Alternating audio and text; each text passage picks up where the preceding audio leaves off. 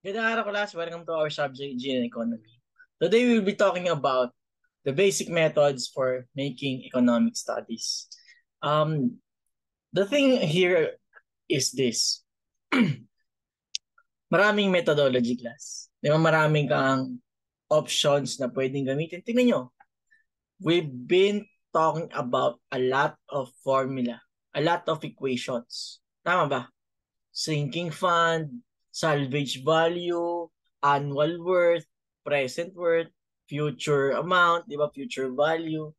Pero about in using those equations or in using those formula, we can derive an analysis. Tama ba? We can derive a conclusion in order for us to know if the economic decision that we will make is sound enough. Okay?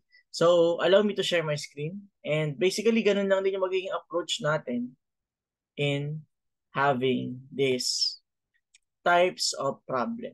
Okay? So, yan. Diba? Tingnan nyo dito class. We have already 4 methods agad here. The rate of return, the annual worth, the present worth, and the future worth cost method. So, huwag na tayo magpadumpik-tumpik pa. Simulan na natin to. We have this problem. An investment of 270,000 can be made in a project that will produce a uniform annual revenue. Meron na agad tayong mga values, no? Present.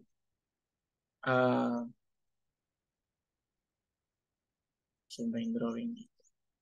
Yung investment, present worth, 270,000. Di ba? Annual revenue, 185,400 for a span of 5 years. Di ba? Meron tayong annuity. Then salvage value, 20% of the initial investment, that is 27,000. Diba?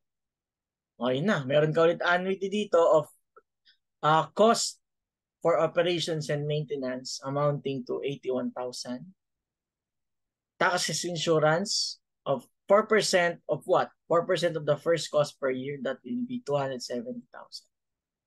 And the company expects a capital to earn not less than 25% before income taxes. Is this a desirable period? This is a desirable investment. What is the payback period? Okay, so without further ado, paano nga ba ito sinusolve? Mabilis lang. Ayun na, no? So using the rate of return method, we have the following. Cash flow diagram. Okay? Medyo critical lang dito, class, kasi kailangan tama yung ano mo, no, yung cash flow diagram. And very straightforward. Once na makita natin or mapakita natin na maayos yung CFD natin. Okay? So isa-isahin natin ulit ha. Present investment at is 270,000. Okay? Yun. Ngayon, that is your capital. Ngayon, yung profit mo, ibabawas natin lahat ng annual. Tama ba? Mali. That is 270,000.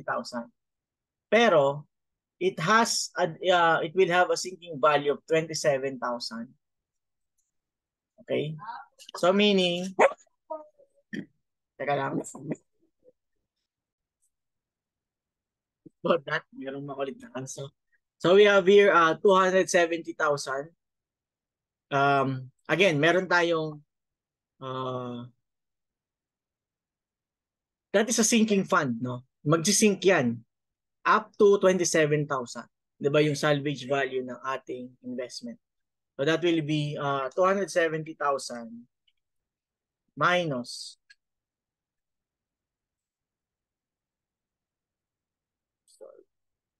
270K minus 27K. All over, ito na. No? Dito tayo mapapaisip, class. Bakit siya merong ganito? Bakit tayo merong ganitong value? Di ba? Depreciating amount. Okay, depreciating amount. So that will be, para tayo nagbigay ng finding A, i-type na lang natin para mas malinis. Purahin ko ulit ha. So, yung depreciation kasi class, ito yan. Depreciation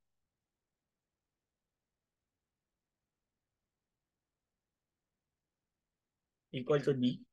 That will be equivalent to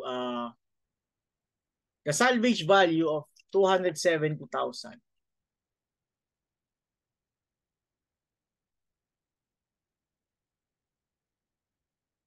Ano ba? 270,000 all over.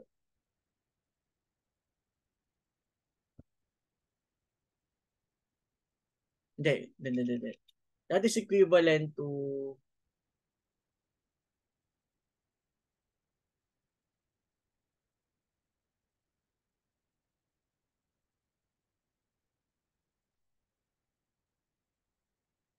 over.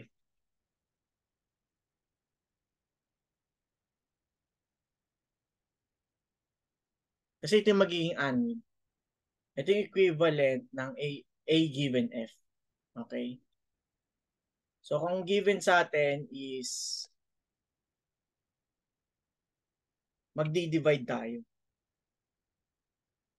Finding A given F. Yan.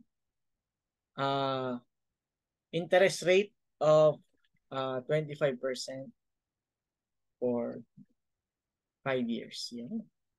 Okay?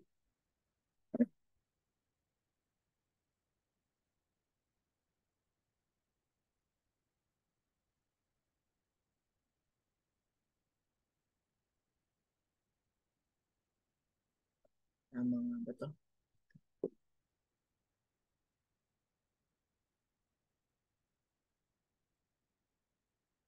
Teko lang class ha. Baliktad. Okay, going back. Baliktad to class. So that will be depreciation is equivalent to the salvage value, 270,000.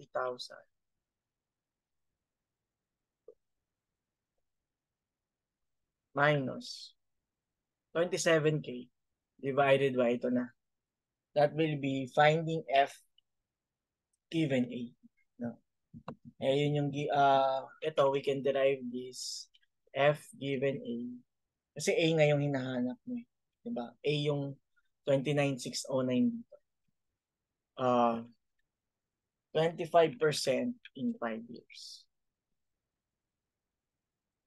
Okay. Okay. So, sorry about that, no? So, that will be, D is equal to 243K all over. Simplifying that term, no? You can see it in the table or solve it using the formula. That will be 8.207. That is equal to 29,609. Ayun yan. No? So, ang naging crucial dito na part is yung F given A natin. Okay, so, kinonvert lang natin yung salvage value na 200, yung depreciation ng initial investment. Okay? Depreciating amount of 29,609. Okay? So, everything is now is identified. Hindi. Isa-isahin pa natin.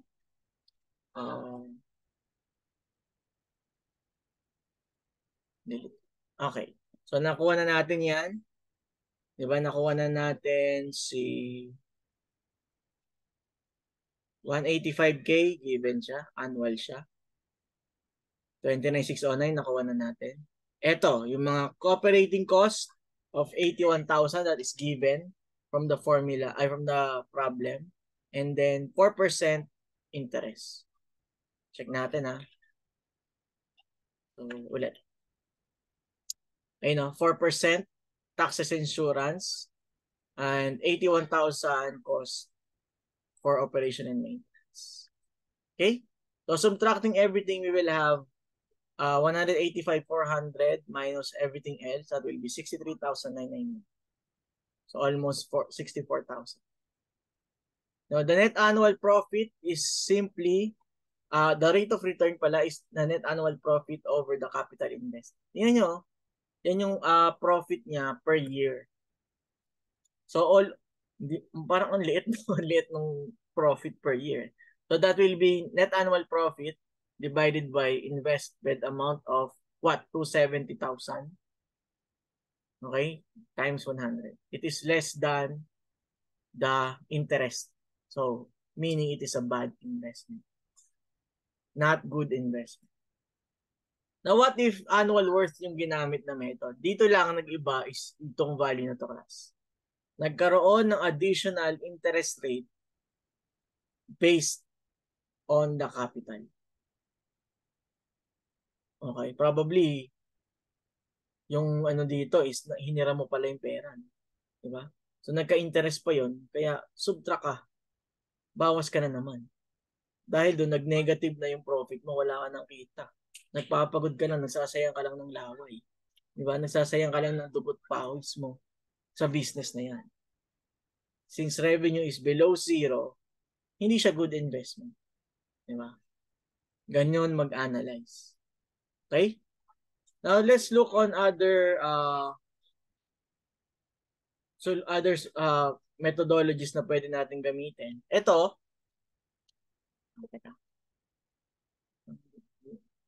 nakita sa background. The present worth versus the future worth. Sorry. Okay, so the present worth, from the term itself, class present, meaning we will be transposing everything, lahat ng annuities, lahat ng future, lahat ng present, into present. Okay, kasi kanina, di ba, annual tayo. Pinonvert natin to annual worth.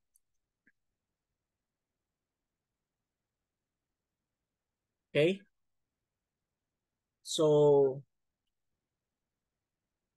pero ngayon pa lang may idea na tayo, di ba? Kahit isa sa rate of return ka lang magbase, bad investment. Pero anyway, i-convert natin lahat.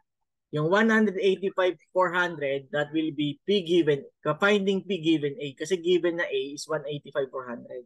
Di ba yung annual nakita mo per year? Ano yun? Given sa problem yun. For 5 years, annual revenue for 5 years. So, converting that, ito yun. Present plus 27,000.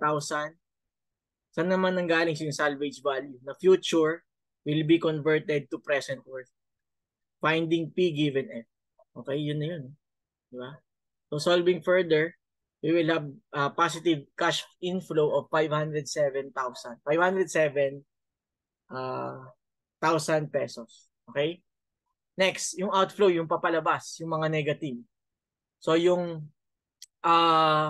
inilabas mo, di ba na 270,000 plus, that is already the present worth, the initial investment, plus 91,800. Saan galing to? Saan galing? Plinas na yung annual. No? 81,000 plus 10,800. That will be P given, finding P given A, interest of 25%, end of 5 years. So, cash outflow of 516. So, inflow minus outflow, negative yung lalabas. Ibig sabihin, lugi ka. Not good investment. And finally, for the future worth, everything else will be converted into future worth. So, cash inflow of 185,000, finding F given A. Again, no, annual revenue.